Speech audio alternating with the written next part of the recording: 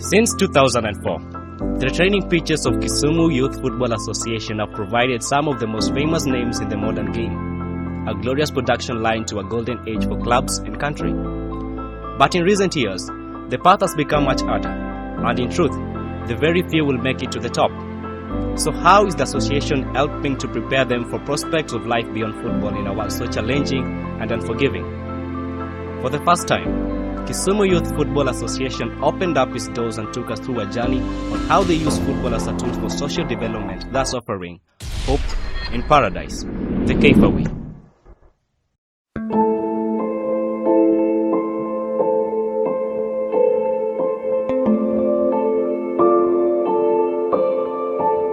We are the training grounds of the slum of Nyalenda deep in Kisumu city, where chaos, desperation, and violence belong to the daily routine. However, there is a ray of hope.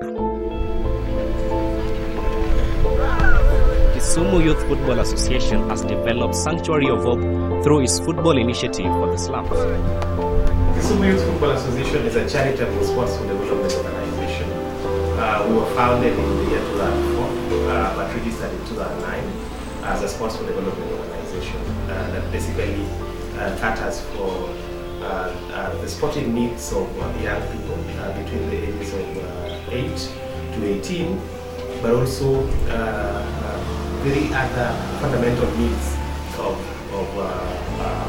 people within this particular age bracket.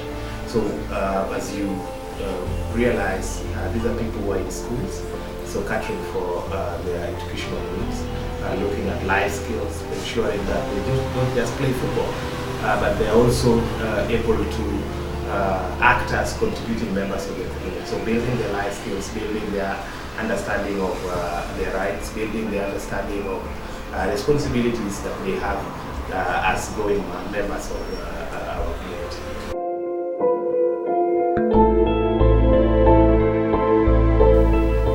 KIFA is basically a sports for development organization, which is using football to respond to some of the needs or challenges facing the children in Kisumu town, and also to identify talents, develop these talents, nurture them, and see the possibility of growing these talents for future active football.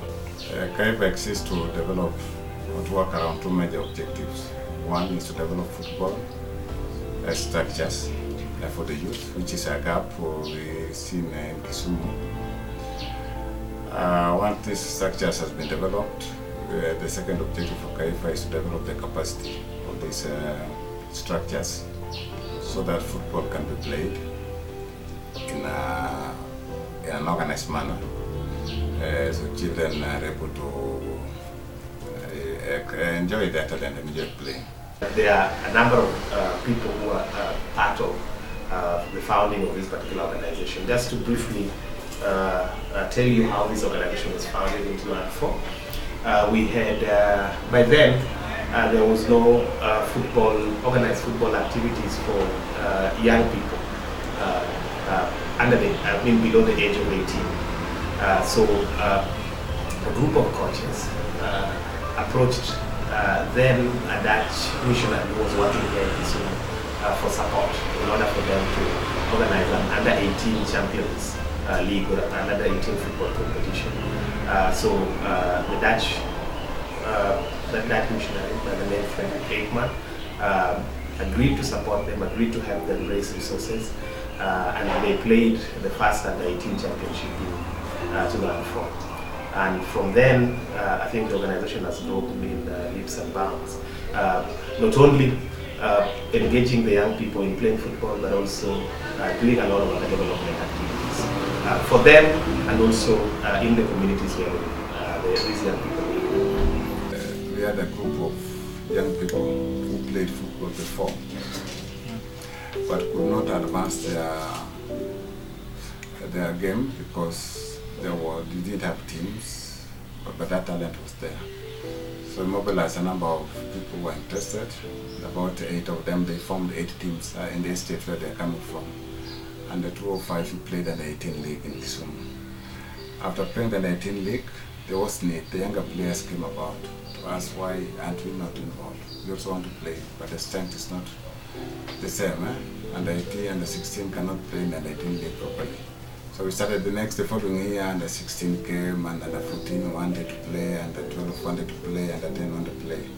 So that's how we came to start leagues for all these kind of age groups.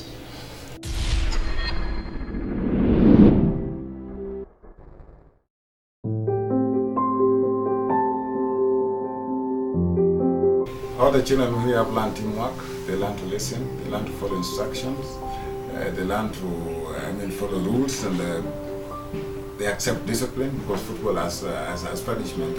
We have rules that we follow, and you can punish. How do you handle a punishment? If you go wrong, there's a consequence for every behavior that you undertake. So that's what we teach the children to learn, and that's how we take them to the school, and that's how.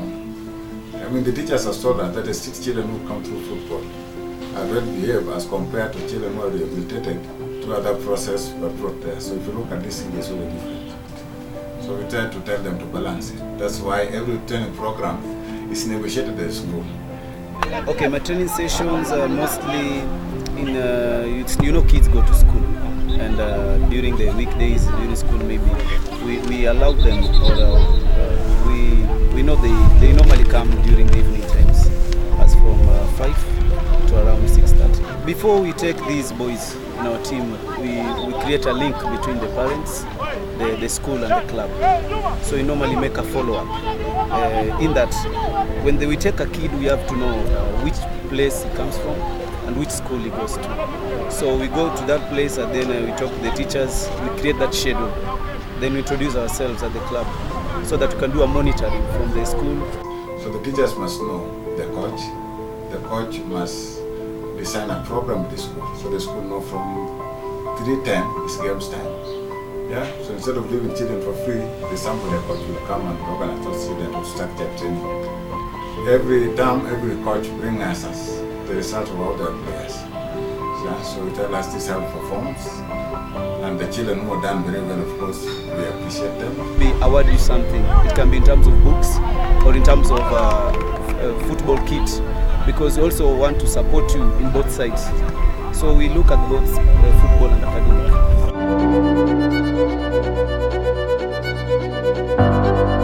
We do life skills.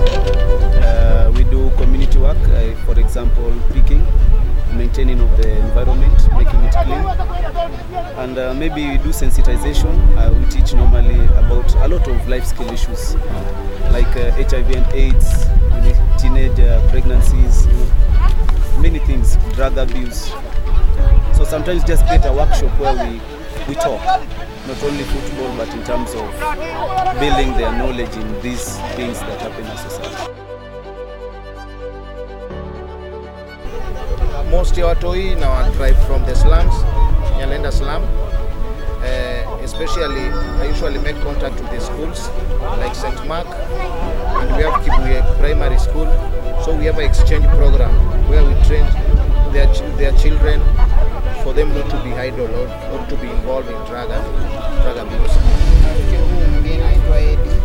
Kwa nyumbani akaniambia ati kuna timu nyingine inaitwa Bayan ya Time Railways, ile tu join huko tucheze huko. Ndio akanipitia tuende. Kufika jioni akakuja akanichukua tukakuja.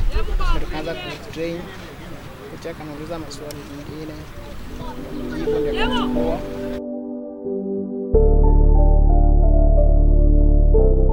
We take pride in the current under-23 captain, that is Yusuf. Yusuf is a former player of Manyata United, that is a member club with our association. We have Kenneth Mugabi, who was in 2016 was the best footballer of the year in Kenya Premier League. He has also come through our system. We have Bernard Undiek, who is currently playing in Gor Mahia. We also have Luko Chien. He was in Posta. He's moved to Western Steamer, and several others who Football for Water or Football for Wash is basically a project that is school-based. It's done in primary schools in Kisumu County for this region, but actually it's done in several counties of Kenya. We do it in Trans Nzoia, Migori, Kakamega, we did it in Kilifi, and I think Mombasa also. It is football for wash is water, sanitation and hygiene. So we're using football to pass information to pupils in schools about the importance of practicing safe hygiene, the importance of hygiene generally, and safe water. Research has established that one of the reasons why our performance is lower in this particular region is absenteeism. When it was investigated further, absenteeism was related to sicknesses. Sicknesses was water and sanitation based. Another big issue was affecting girls, the MHM, menstrual hygiene management. All schools around this place didn't have any program to support the girls. So absenteeism of girls was rampant, especially girls who were menstruating. So a girl would be out for 3, 4, 5 days, depending on their days, and accumulating this was a lot of time, and eventually this was affecting their education. So this program is in the school to try to increase their presence in school by eradicating or passing information about this wash. We are getting support from an organization called KNVB from the Netherlands, so they support us. Can we support us? And I was mentioned to you, we have several partners. This year we are partnering with the county government of Kisumu. We have just done the first phase. We are going to the second phase. We have, out of the 29 schools we chose, we have some kind of schools where we have completed this program. And those schools which we have completed those programs, we have some 4 schools which we have completed, and the rest we are yet to complete. The programs are still going on. And we are going to start the second phase. The first phase, our county contributed 22,506,380, and UNICEF, who are the funders who are giving equal funding, contributed 19,215,256. The second phase, we just signed the memorandum of understanding, whereby now we are looking at a contribution to 35 million, and the UNICEF will give equal matching fund so that we can begin to look at the second phase of the program. I want to quickly mention to you that as we look at the second phase, the schools which were chosen throughout the county, and of the 29 schools, each and every sub-county had a representation within that list that was chosen, so that we spread out in all the sub-counties which we have in Kisumu County. So we have very close working relation, because when the idea behind KAIFA was to fill the gap that basically the mother body did not accommodate, and basically this is identifying or allowing the children to play at a very tender age. What the federation did before was to concentrate in the national team, forgetting that talents are identified at the lowest level. So what KAIFA basically did was to start with the youth. So yes, they do appreciate what we've done, and if you looked at most of success stories within the town, we've been able to change, the face of Kisumu in terms of food. It has not been an easy journey, especially with the girl child. It has come with a lot of challenges. One is because the community here, and not even in Kisumu alone or in Nyanza alone, people have this notion that the girl child is supposed to take care of the home cause, and that they are not supposed to go out there and play some football. But the approach that we used was through schools, through different the projects that we have. One of them is the Football for Watch. We've used that to impact directly, or rather to talk directly to the parents and some of the important key partners in the community. And that has, in a way, helped us to change how they look at the girl child. And as we speak, we have close to 15 teams within our association that are actively participating in the ladies' league within our own association. We've again gone further, and KAIFA is partnering with other individuals to run a ladies' team that is currently playing in the Kenya Premier League for the ladies. Yeah, when KAIFA was starting, a lot of people did not think it was a good idea, but with the time they've come to realize that the way the children look at things has become different. And like my other colleague, the trainings coordinator, mentioned, we've been able to impact directly to the characters of most of these children, and the parents are appreciative because they see most of their children now, the behaviors have changed, their way of looking at things has changed, and I think they are appreciative of what KAIFA is doing.